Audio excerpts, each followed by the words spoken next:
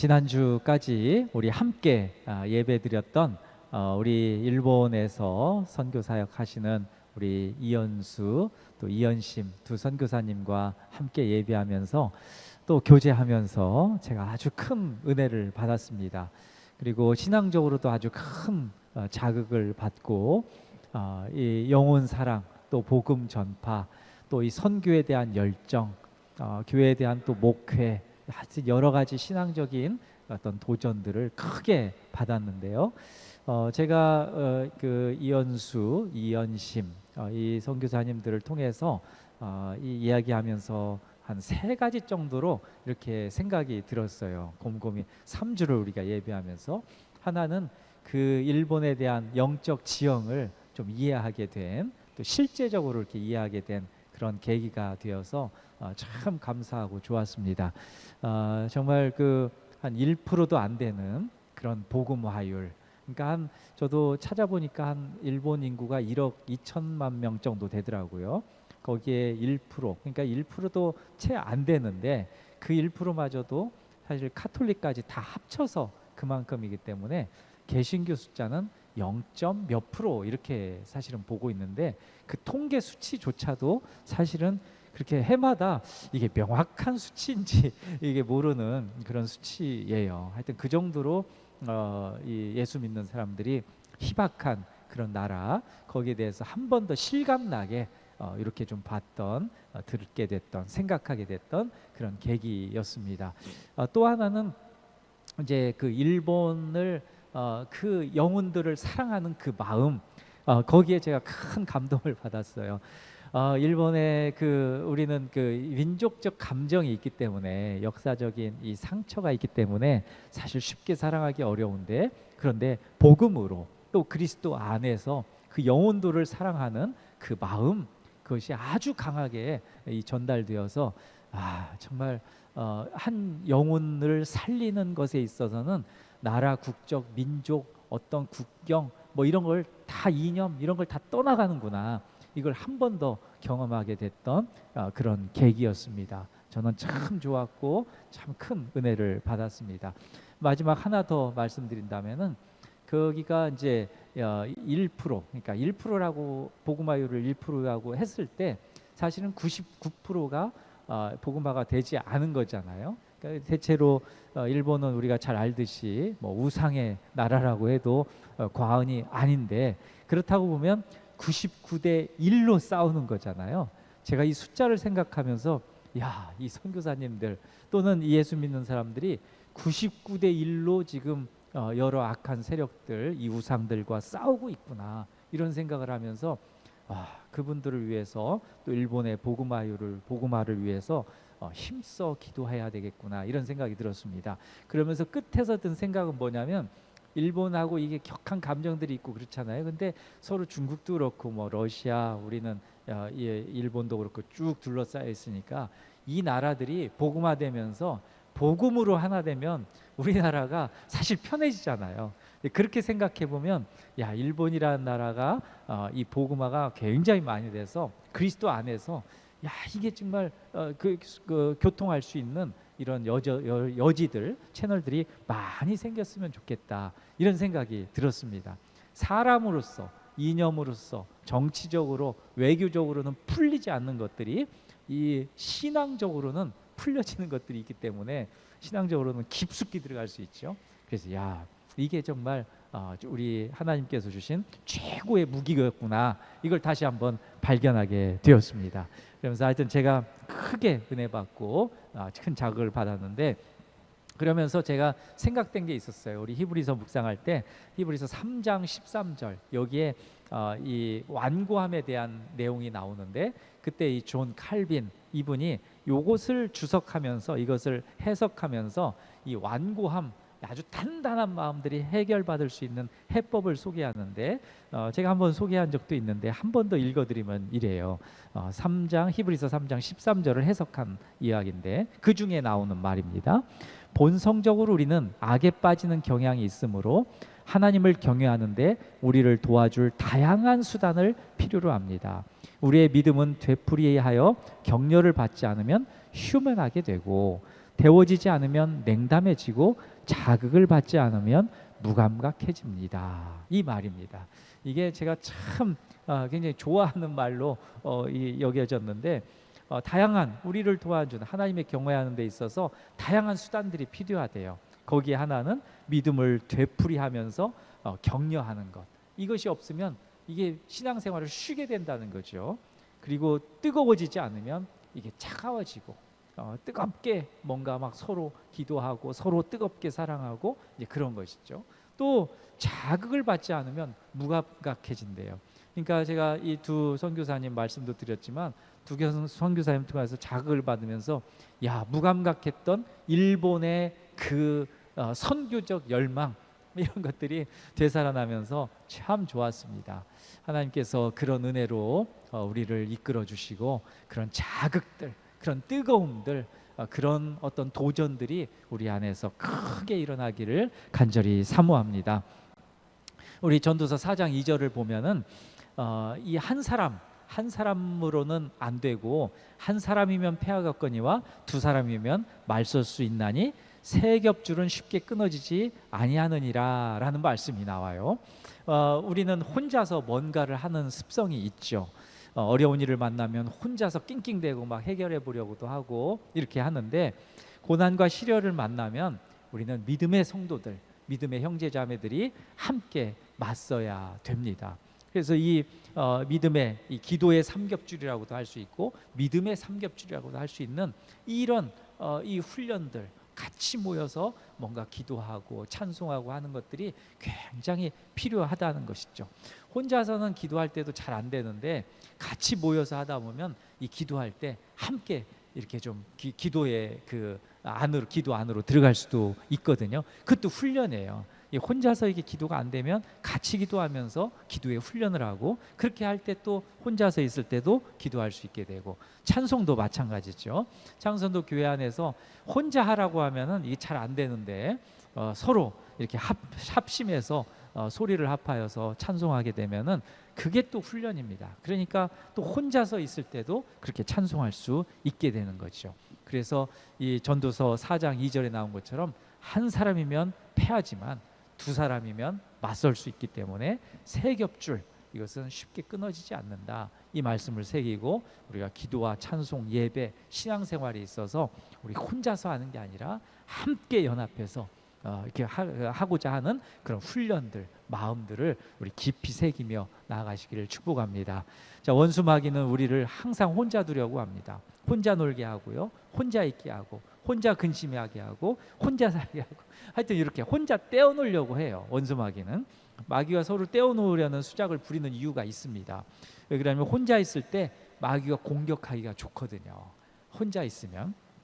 그래서 그 베드로 사도가 이런 말씀했죠. 베드로전서 5장 8절, 유명한 말씀이죠. 근신하라, 깨어라, 너희 대적 마귀가 우는 사자같이 두루다니며 삼킬 자를 찾나니, 이 말씀인데, 베드로 사도가 이렇게 얘기하는 그것은 신앙의 고백이죠.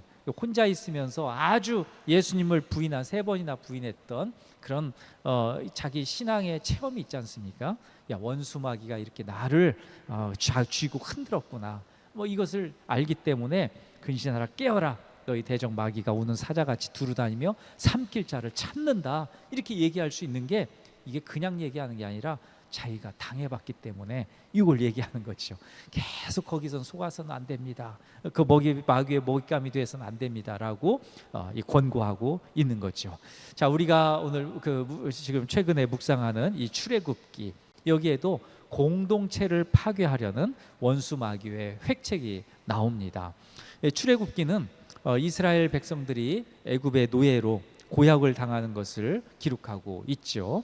가장 심각한 시련은 총리 요셉 그 시대가 지고 정권이 교체되는 그 시기, 거기가 아주 힘들었던 그런 시기입니다. 성경에서는 새 왕이 이렇게 등극했다고 하는데, 새로운 왕이, 이 새 왕은 문자 그대로 그냥 새로운 왕, 지난 왕이 이제 지고 새로운 왕이 이제 세워졌다, 이렇게 이제 얘기할 수도 있고, 또 하나는 반유대주의적 정책을 가지고 있는 그런 왕, 그걸 이제 새 왕으로 표현하고 있는데, 여기서 새 왕은 우리 이집트 왕은 이제 바로라고 하잖아요. 근데 그 영어식으로는 파라오인데, 근데 이 바로는 그 로마의 가이사, 그러면 로마 제국의 가이사, 그러면 로마 제국의 모든 왕들을 다 가이사라고 얘기하는 거거든요. 신적인 그런 왕, 그걸 표현하는 게 이제 가이사 이렇게 얘기하는데, 그렇게 생각해 보면은 우리나라 역사에 있어서도 이 단군 왕검 이렇게 있잖아요. 단군 왕검은 한 명이 아니라 단군의 왕들이라는 얘기니까, 그러니까 그 단군 시대의 왕들을 다 왕검, 단군 왕검 이렇게 표현하는 것과 똑같습니다. 그래서 이집트 왕은 다 바로 이렇게 하면 뭐 여러 사람들이 있는데 그냥 이집트 왕, 신적인 왕 이렇게 이제 우리가 들으면 되는데, 이 새 왕이 등극하고 가장 이 새롭게 이제 정권을 이양받은 왕이 우려했던 것이 이스라엘 민족의 인구 증가였습니다. 이스라엘 민족의 인구가 아주 급속도로 증가하니까 이 새롭게 세워진 왕이, 야, 이거 우리 왕권에 도전하는 일이 생길지 모른다.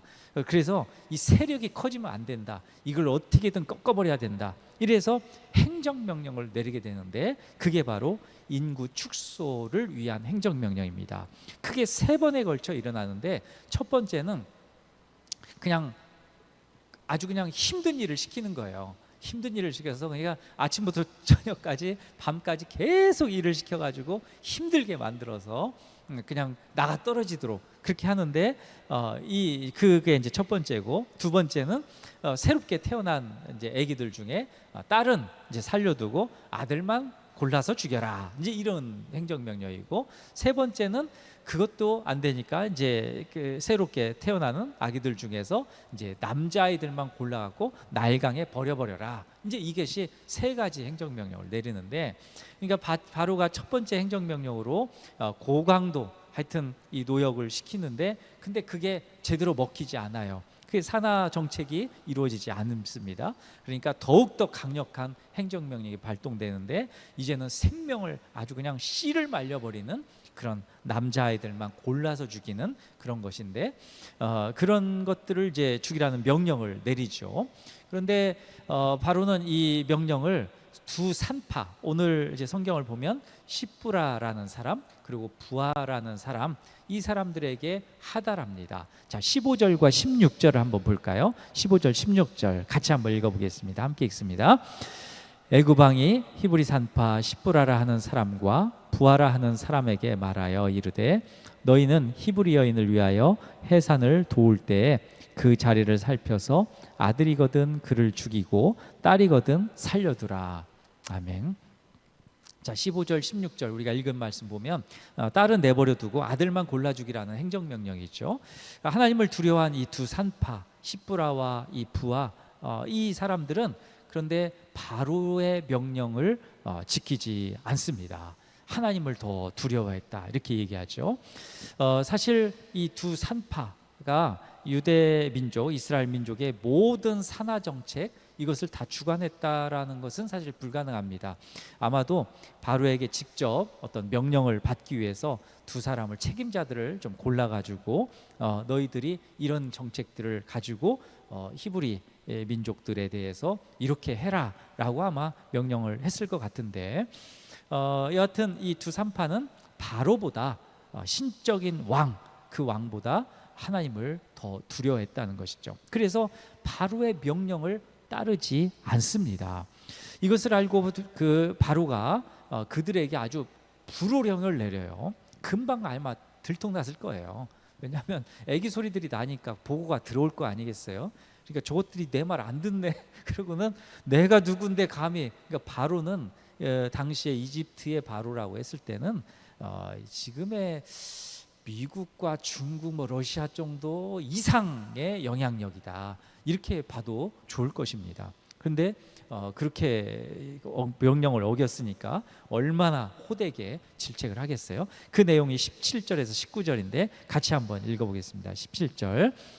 그러나 산파들이 하나님을 두려워하여 애굽 왕의 명령을 어기고 남자 아기들을 살린지라. 18절 애굽 왕이 산파를 불러 그들에게 이르되 너희가 어찌하여 이같이 남자 아기들을 살렸느냐. 19절 산파가 바로에게 대답하되 히브리 여인은 애굽 여인과 같지 아니하고 건장하여 산파가 그들에게 이르기 전에 해산하였더이다 하매.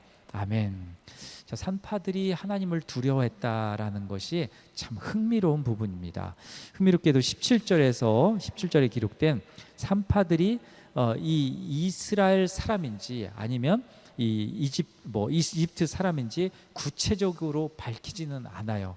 이게 이제 두 산파들, 이 시브라와 부하일 수도 있지만 여기에는 히브리어 성경을 보면은 여기에는 뭐 정관사가 없기 때문에 누군지를 정확하게 알 수가 없어요. 아마도 더 넓게는 이집트 사람 산파도 혹시 있지 않을까 이렇게 추측도 해볼 수가 있습니다. 하여튼 여러 사람의 산파들인 거죠. 그러니까 이 두 사람 만약에 여러 사람들이 그 일을 바로의 명령을 어긴 거예요. 여하튼 산파들은 바로의 명령보다 하나님을 두려워했습니다. 바로의 명령을 어긴다, 이건 사실 엄청난 피해를 감수해야 됩니다.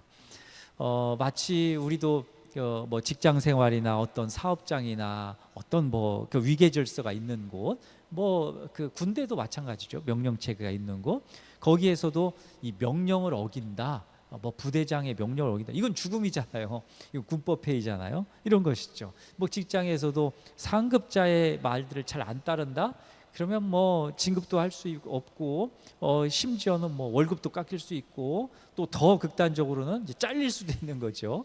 이런 거죠. 이런 건데 근데 바로의 그 여러 가지 행정부에서 이 어떤 명령들을 체계를 이행을 안 한다, 이건 굉장히 위험한 것입니다. 그런데 그렇기 때문에 이제 바로의 명령을 따르지 않은 산파들에게 이 불효령이 떨어지는데 바로가 가만히 있지 않습니다. 자, 18절 보면 너희가 어찌하여 이같이 남자 아기들을 살렸느냐 이렇게 얘기하죠. 그런데 더 중요한 건 18절에 그 앞에 수식어 애굽 왕이 산파를 불러 그들에게 이르되라고 하는 말씀이에요. 콕 집어서 그냥 보고를 받았을 거잖아요. 콕 집어서 너희들 이리 와봐, 너희들 죽었어, 이렇게 되는 거죠. 아주 그냥 굉장히 강하게 지금 이 분위기, 이 줄로는, 그러니까 표현으로는 한두 줄이지만 사실 분위기로는 거의 산파들이 이제 죽을 목숨이다 이렇게 되는 거죠. 그러나 산파들은 침착하게 대처합니다. 이제 19절 말씀인데 19절 말씀을 같이 한번 읽어보겠습니다. 함께 있습니다. 산파가 바로에게 대답하되 히브리 여인은 애굽 여인과 같지 아니하고 건장하여 산파가 그들에게 이르기 전에 해산하였더이다 하매. 아멘. 자, 이 아주 지혜롭게 얘기하죠. 근데 이게 사실 먹혀서 이 책임을 모면하게 됩니다.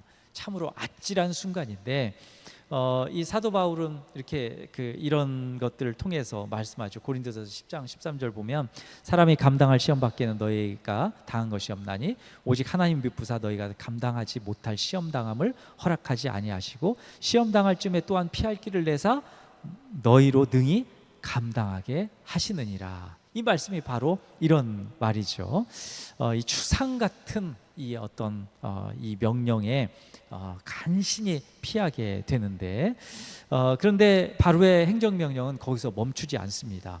인구 감축 이 정책을 더욱 강력하게 추진하는데 지금 처음보다 훨씬 더 잔인하게 이제 명령을 내리죠. 바로의 명령은 아들이 태어나면 마지막 명령 나일강에 버려라 이것인데요. 자, 20절, 22절인데 20절, 21절, 22절 이 말씀도 같이 한번 읽어보겠습니다. 함께 큰 소리로 읽어보겠습니다. 20절 하나님이 그 산파들에게 은혜를 베푸시니 그 백성은 번성하고 매우 강해지니라. 그 산파들은 하나님을 경외하였으므로 하나님이 그들의 집안을 흥왕하게 하신지라. 그러므로 바로가 그의 모든 백성에게 명령하여 이르되 아들이 태어나거든 너희는 그를 나일강에 던지고 딸이거든 살려두라 하였더라. 아멘. 자, 바로의 명령 때문에 사실 상당수의 아기들이 이게 죽어 나갔을 겁니다. 실제로 많은 아기들이 죽었을 건데 이 모세가 태어났을 때도 어쩔 수 없이 이 나일강에 떠내려 보냈던 것, 이걸 생각하면은 엄청난 그 아기들이 죽어 나갔을 것입니다. 이런 고난은 사실 하나님께서 이 550년 전, 이 사건이 일어나기 전 550년 전에 아브라함에게 말씀하셨던 그 말씀이 이제 500년 후에 이루어지는 건데, 창세기 15장 13절에 고역을 당할 것이다, 이 말씀이 바로 이런 것인데요. 근데 중요한 것은 극한 위기가 덮칠수록 약속의 땅 가나안으로 귀환할 수 있는 시간은 점점점 가까워진다는 것입니다. 우리 요한계시록도 보면은요, 요한계시록 끝에 가면 갈수록 엄청난 재앙들이 나오잖아요. 이건 사회 시스템을 보면 경제적인 거, 정치적인 거, 군사적인 거, 막 전쟁도 엄청나게 나고, 경제적으로도 아주 경제 시스템을 빠듯하게 해가지고 서민들이 살 수 없는, 그 우상숭배하지 않으면 살 수 없는 그런 시스템으로 만들어 놓고, 또 정치적으로도 아예 그냥 패권을 딱 쥐고 있어가지고 자기들 마음대로 하는 그런 세상, 이런 것들이 끔찍한 세상이 일어나요. 그리고 뭐 마지막에는 전체 인구의 3분의 1이 막 죽어나가는 것도 있고, 거기에 또 3분의 1이 또 죽고, 막 이런 것들 무섭잖아요. 그런 거 보면 무서워요. 근데 이런 무서운 것들, 극한 어떤 위기들이 다가올수록 주님의 나라, 주님이 재림하시는 시간, 또 이 모든 재앙들이 끝나는 시간들은 점점점 가까워진다라는 것이에요. 그래서 소망 잃지를 않아야 된다는 게 바로 이런 것입니다. 우리 삶에 있어서도요, 아주 극한, 정말 아주 못 살겠다, 정말 못 살겠다, 이런 마음들이 계속 많이 더 든다면은 그것이 끝날 때쯤이 됐다는 신호일 수 있습니다. 그래서 그 믿음을 가지고 피할 길을 내신다는 것, 또 주님이 점점 더 가까이 주님이 오실 시간이 가까워져서 그런 위기를 모면할 시간을 가까워진다는 것을 우리가 알고, 그리고 확신하고 믿음으로 사시는 우리 모두가 되셨으면 좋겠습니다. 자, 우리 여기 흥미롭게도요, 인구 정책은 여기에만 나온 게 아니라 우리 예수님께서 태어나실 때 헤롯이 아기들을, 갓난 아기들을, 이 2살 아래 아기들을 죽이는 그런 대목들이 있잖아요. 그 마태복음 2장 16절인데 이런 말씀이 있습니다. 이에 헤롯이 박사들에게 속은 줄 알고 심히 노하여 사람을 보내어 베들레헴과 그 모든 지경 안에 있는 사내 아이를 박사들에게 자세히 알아본 그때를 기준하여 2살부터 그 아래로 다 죽이니. 아멘. 바로 이 말씀인데요.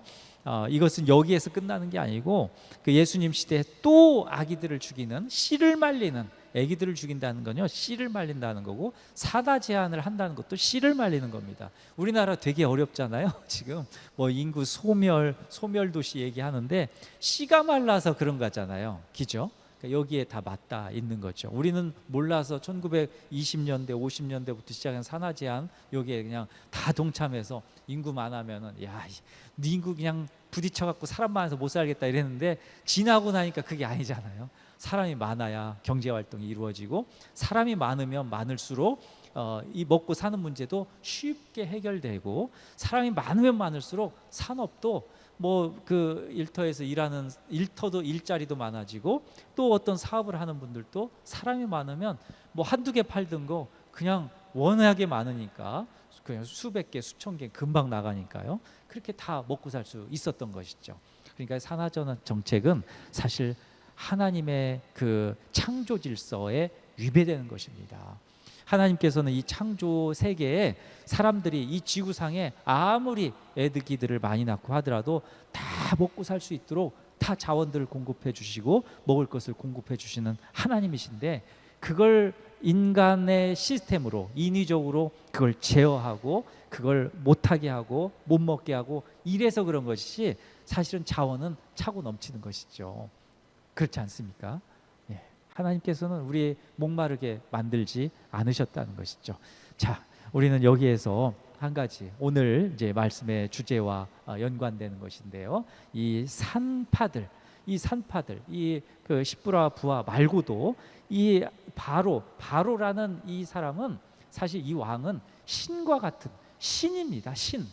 그러니까 출애굽기를 우리 주제를 살펴보면은 사실 출애굽하는 그 여정, 그것을 이제 기록했다 이렇게 볼 수 있는데, 사실은 이 출애굽기가 40장으로 되어 있잖아요. 근데 앞에 20장은 이 반절 뚝 떼어서, 앞에 20장은 출애굽해서 이 가나안으로 가는 그 과정, 그것이 이제 실려 있다면, 뒤에 한 덩어리 20장은 예배를 어떻게 드리느냐, 제사를 어떻게 드리냐, 제사법, 이런 것이 20장에 걸쳐서 나와요. 40장까지. 그러니까 하나는 출애굽 여정, 하나는 예배 드리는 방법.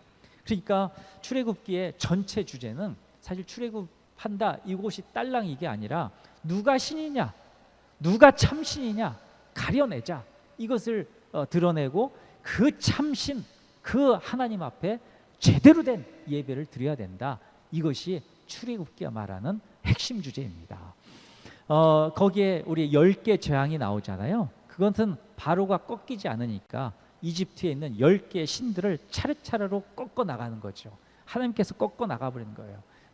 그 나일강에 피로 막 물들게 하고, 개구리도 나오고 막 그 이도 나오고 온갖 질병도 나오고 하는데, 그 모든 것들은 신입니다. 10개 신을 완전히 꺾어 버립니다. 그리고 마지막 신적인 존재가 뭐죠? 장자죠. 장자, 아기 낳는 거, 그 아들 낳는 거, 이거 이집트가 그걸 가지고 자기들의 마지막 신적인 그런 우상으로 남겨놨던 거, 그거마저 딱 꺾어버리니까 이제 바로가 손을 들어버리는 거죠. 누가 하나님인지, 참 하나님인지, 누가 참신인지 명확하게 드러나는 장면입니다. 근데 산파들은 이 참신을 아는 거죠. 그 하나님을 두려워한 것이죠. 하나님을 두려워해서 그들의 삶도, 야, 바로가 저 엄청난 사람인데도 불구하고 우리는 저기에 꺾여서는 안 돼. 우리는 하나님 믿는 사람들이니까 그 말씀 따라 살아야 돼. 우리가 비록 죽을 수는 있지만, 우리가 비록 목숨을 잃을 수는 있지만 그 말씀 따라야 살아야지. 아무리 행정명령, 아무리 천하의 왕이 이야기를 한다 하더라도, 천하가 두 쪽에, 하늘이 두 쪽에 난다 하더라도 나는 하나님 말씀 따라야 된다. 이것인 것이죠. 정말 위대한 믿음이 아닐 수 없습니다.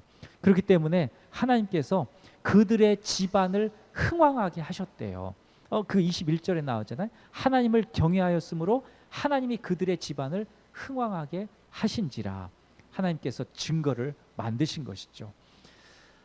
우리가 정말 본받아야 될 이 산파들의 믿음, 그 산파들의 하나님을 경외하는 마음, 하나님을 이 사람들은 정말 진심으로 예배하고 진심으로 믿고 진심으로 신앙생활을 하면서 그렇게 살았던 사람임이 분명합니다. 하나님이 증거하시기 때문에요.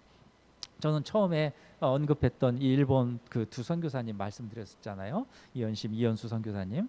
이 선교사님들 만나 뵙고 정말 하나님께서 여러 곳에 하나님을 경외하는 그 믿음의 사람들을 심겨 놓으셨구나, 이런 것들을 생각하면서 사실 너무 놀랐습니다. 솔직히 그 세상이 부패한 것 같고, 하나님이 정말 일하시지 않은 것 같고, 하나님이 침묵하시는 것 같고, 이런 것 같았지만 그렇지 않다는 것. 그 99대 1 싸우는 일본에서도 1%도 안 되는 거기에서도 정말 신실하게 그 영혼들을 위하고, 그 나라, 그 땅을 위해서, 그 복음화를 위해서, 하나님 나라를 위해서 그렇게 헌신하는, 모든 것들을 들여서 마음과 그 삶들, 육체, 모든 재정, 이걸 위해서 헌신하는 이런 분들 보고 제가 너무나 깜짝 놀랐어요. 진짜 이분들은 정식 파송을 받은 분들도 아니거든요. 그런데 그럼에도 불구하고 가서 선교사적 그 일들을 사역을 하시는 거예요. 정말 놀랐습니다. 정말 놀라고 너무나 큰 자극을 받아갖고 제가 하여튼 이건 일평생 잊지 못할 기억 같아요. 정말 이렇게 섬기는 분들이 있구나, 하나님을 두려워하는 분들이구나, 점정으로 두려워하는 분들이구나, 이런 분들을 통해서 하나님이 일하시는구나, 이런 것들을 생각하게 되었습니다.